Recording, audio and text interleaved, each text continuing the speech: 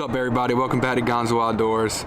So as you can tell with the palm trees in the back, I'm back in South Florida and I'm still on cloud 9 about my hunt last week. If you haven't checked out that video, go ahead and check it out right now on my YouTube channel. It's the video before this, and I mean, that buck was an amazing buck. And the video actually before that one is the preparation that we do down in South Georgia to get us ready for the whitetail season, and everything just played out perfectly and I was able to harvest a buck. So today I want to teach you guys how to do a European mount. This is actually my first European mount I've ever done. I helped alongside my other buck that my girlfriend's uncle did for me, and I learned a lot. Been looking at some things and I wanted to try it out myself, so I'm gonna take you guys through the entire process from the start to the finish. And the first thing that we're gonna do is skin the hide off the entire head. I still have the entire head with the antlers, the hide on and everything, so I'm gonna need to skin all that before we start boiling. So what I did is I made a cut right down the forehead, and now I'm starting to make these skinning cuts right back behind the ear. Gonna get this side and that side and then kind of just peel the hide off towards the snout.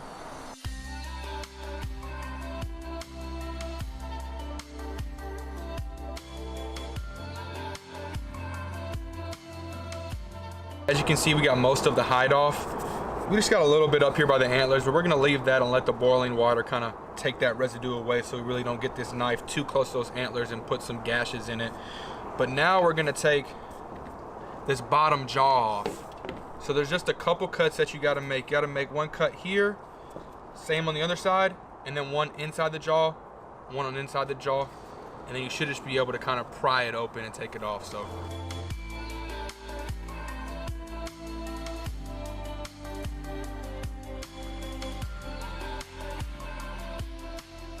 And there it is, guys, the whole bottom jaw. But now I'm just gonna kind of go at this meat right here, and like I said, get as much off as I can so we won't have to boil it as many times or as long. Here it is for the most part. It's ready to boil. All right, guys, so now we're just gonna put a little bit of this palm olive. You can use Dawn dish soap, whatever. And this is just gonna help with the grease and kind of get that stuff deteriorated better. Just about that much. And now we're just gonna wait for it to come to a boil, and then we'll go ahead and throw that head in there.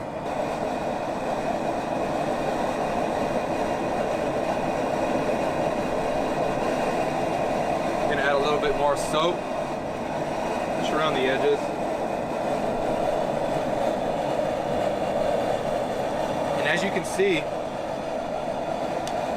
you don't want the bases of the antlers inside of the water.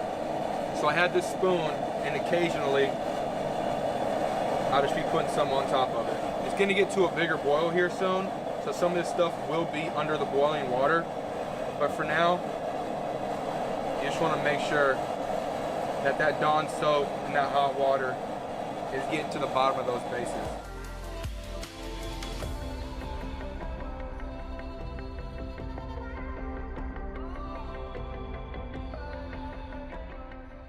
We had to move it over to the grill because the turkey fryer was acting up a little bit, but same thing. It's been boiling for about 45 minutes. A lot of this stuff is gonna be able to just fall right off. We're gonna get it back in this pot and skin it just a little bit more, and then do the same thing over and over again until we got straight bone. These are the tools I'm gonna be using. A wire brush, so I can really rub that bone and get that residue off. Needle nose pliers to dig into that brain cavity and that nasal cavity, and then just a pair of like surgical scissors. So gonna have at it, and then we're just gonna lay it back right in there in the boiling water and just do that a couple times till we get all that meat off. All right, guys, so right here is what we have after boiling it. I want to say we probably did it 4 or 5 times. The longer you let it boil, the easier that meat's gonna come off. I was kind of too impatient because I really wanted to get it done, so I was taking it out every 30-40 minutes. But one time we left it in for, I want to say, close to an hour, hour and a half, and it just kind of fell off. So you just want to make sure that you get it really clean, especially inside the brain. We just took a coat hanger and just kind of went in there and just took everything out. We had needle nose pliers. We were able to get into the nasal cavities and things like that. And one of the really good things that we discovered to use was a wired brush. And we just took that wired brush and just went over it a good bit of times, and it kind of took off that membrane off the skull. So this is what it looks like right now. And now we're gonna go into the whitening part of things. This right here is a quick white. You can get this at Sally's Beauty Supply. And what we're gonna do is double the dosage so we have enough to paint the entire thing and put a nice gloss on it. So you have this quick white, and then you have this 40 clear volume developer. And what you do is you put this in here, mix it with the powder, you know, kind of get it to a nice paste, and then we're gonna put a nice gloss over this. So I'm gonna go ahead and mix this up, and then I'll show you guys painting. Just kind of mix it until it gets to that nice thick paste, and we're just gonna gloss it over the entire skull. But as you can see, you do not want to get this on the antler. This will really bleach it. So I mean, we're wearing rubber gloves right now, so we don't get anything bleached except for the part that we want to get white, which is the skull. We just picked up a bunch of paint brushes. This is actually the paintbrush that Sally's gives you once you buy the developer and the whitening, and we're using that to mix. But to get into the nasal cavities and in these little holes right here, you want to be able to get into there with a smaller paintbrush, so just any kind of art paintbrush. Gonna get this to a nice paste, and then we'll start applying it. All right, here we go, guys. First dab, and I'm just gonna, you know, basically start on the front and just do a nice coat over it. You don't want it too thick, but you also don't want it too thin. And this is a process that you can do a couple of times, and I'll take you guys through that as well. But I'm not gonna bore you guys with us painting this entire skull. But as you can see, you know, just making nice strokes with a nice coat on it. And once we get the full first coat on this, I'll give you guys a look and show you how it looks. All right, guys, so as you can see, we've got a nice gloss of the paste all around. You want to make sure you really get into those crevices, especially on the back and the nasal cavities and the brain and stuff like that. We went ahead and put a little bit more tape on it because when we had it upside down, it was kind of dripping through these little holes. Now what the step is you're just going to go ahead and leave it outside. You know, you could leave it for half a day, a full day, kind of depending on the weather that you have. You want a real sunny, nice day for this to harden. It's already gonna get hard naturally, but that sun is just gonna dry everything out and give it that nice white color. And then if you want to, you can do a couple layers of this, you know, wash it off. You're gonna take a water hose, wash it all off, kind of rub it just a little bit, just so you can get all this paste and this crust off that's gonna come from it, drying out. And then you can do it again. So I'm gonna let it dry out in the sun, and then I'm gonna show you guys us washing it off. And then we're gonna, you know, determine if we want to put another coat on it or not. So like I said, we got the water hose out here. It's gonna be, I kind of want a low pressure, something like this. And it'll take all that crusty white paste off.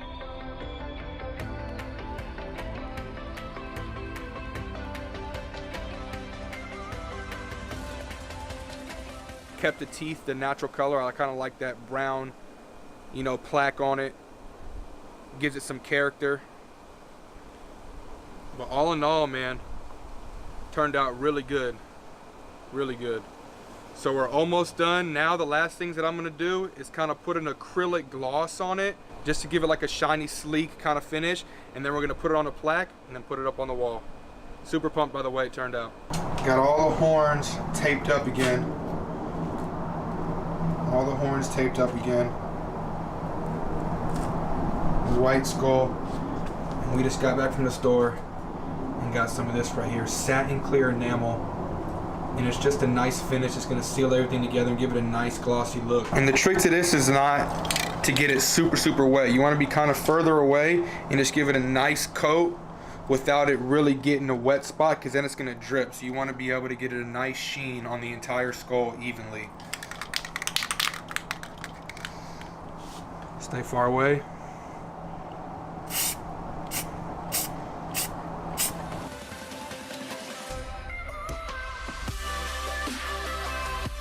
And that's the good thing about taping the antlers, because the further you are away, the more it's going to be exposed and more it's going to spread out. So we're not worried about those antlers getting this shiny look to it. Just make sure you're getting all the crevices and the places you work so hard at getting all that meat out.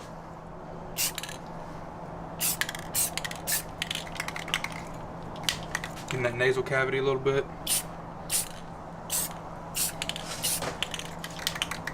Make sure you're getting those eye sockets.